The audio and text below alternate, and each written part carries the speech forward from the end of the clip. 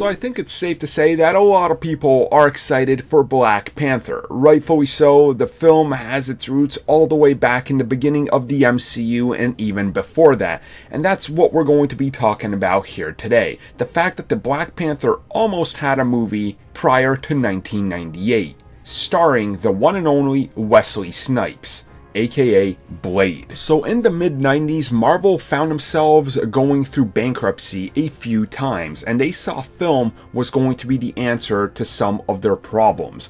Wesley Snipes was brought on to be able to star as the African-American hero of Black Panther. Unfortunately, right from the start, there was a crazy uphill battle on trying to figure out how everything would come together.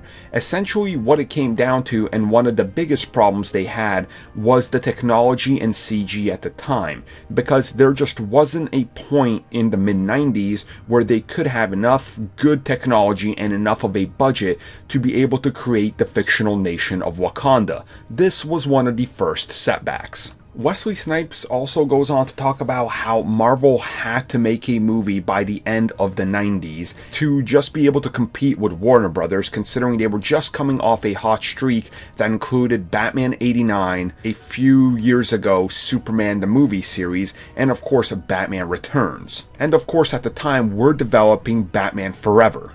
The big hurdle that would also be coming at them was the fact that people did not understand that this was not about the Black Panther movement, but instead Black Panther the superhero, who actually predates that entire thing. So it was another thing to try to explain to them on why this character was important, what the character meant, and how it's not even connected to that at all. The choice that they came down to director would be the man who in 1991 brought us Boys in the Hood, who of course was the man named John Singleton. When Wesley Snipes, his agents in Marvel would meet with Singleton, their pitch for what Black Panther should be was a superhero that came out of the wealthiest country in the world, known as Wakanda, where vibranium was the rich source that was about to make it onto the world market, and he was trying to protect it from going out there because it could be used as evil weapons. Singleton was quick to say no, he didn't want any of that. Instead, he wanted to actually throw the Black Panther into the Black Panther activism movement that was happening. Marvel and Snipes essentially asked, man, where are these toys? How do you make toys to sell which are based on a comic book movie based around a civil activist movement? So that more or less went nowhere. And when it came to the suit that the Black Panther was going to wear, well, you better throw everything you know out the window, because he wasn't going to be wearing the Black Panther suit.